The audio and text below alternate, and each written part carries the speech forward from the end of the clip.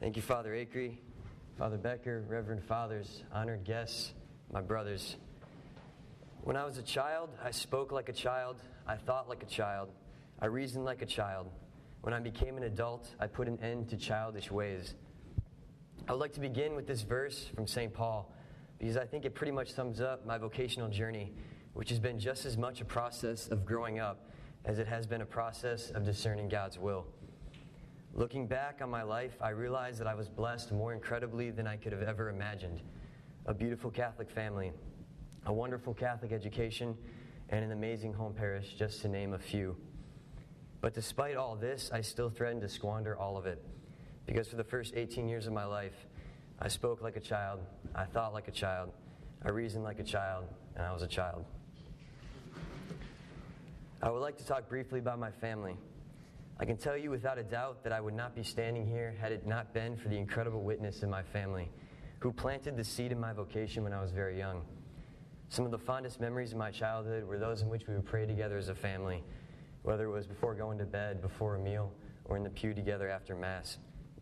My parents were exceptional examples of virtue and self-sacrifice, as evidenced especially by their decision to homeschool, yes, homeschool, each of their 6 kids in order to give us an Orthodox Catholic education. Thanks to the faith of my family, I pretty much grew up being the perfect Catholic boy. I loved going to church. I loved being an altar boy. My favorite hobbies consisted of learning Latin and reading the lives of the saints. Essentially, all those things that you would make fun of homeschoolers for, that was me. And as you can probably guess, I didn't want to be a pilot or a doctor or a firefighter like most normal kids. I wanted to be a priest. I made this desire very clear by celebrating dozens of masses in my living room. However, as with so many vocation stories, I now entered the phase of my life in which I almost completely threw away the incredible blessings the Lord had given me. I had now become a lazy, rebellious homeschooler, and my faith, which had been so lively growing up, became boring and even pointless. I saw my family no longer as a source of joy, but rather one of frustration and even anger at times. During this time, I didn't date, I didn't play sports, I didn't get involved at the parish, I didn't give a crap about school. Your next logical question will probably be, what the hell were you doing? Well, like the little pagan I was, I worshiped my favorite computer game, World of Warcraft.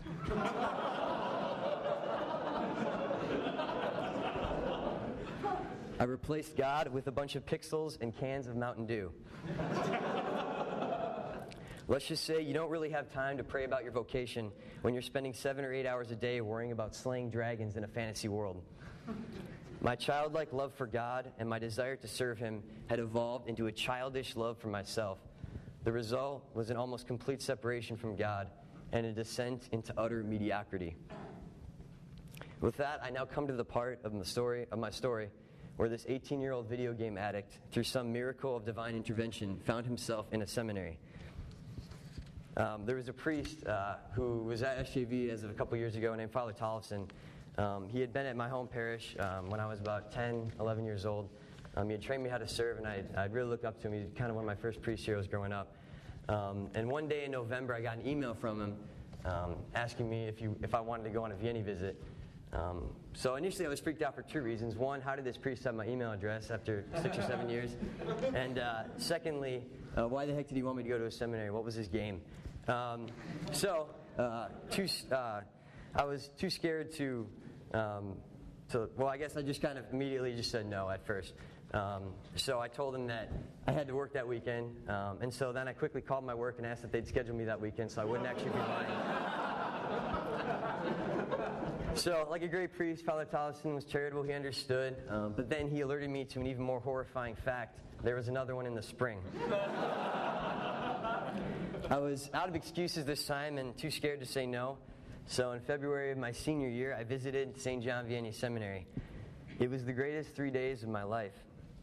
I remember it all. I remember the Marian procession, the Divanis, the talk by Father Becker, which had something to do with how to scare away bears, the many games of Mafia, the dodgeball, the dinner with the ASPM seminarians, and the holy hours. In my conversations with the seminarians, I was blown away by the holiness, virtue, and joy of these men. men whose greatest happiness came in serving the Lord and seeking to do His will.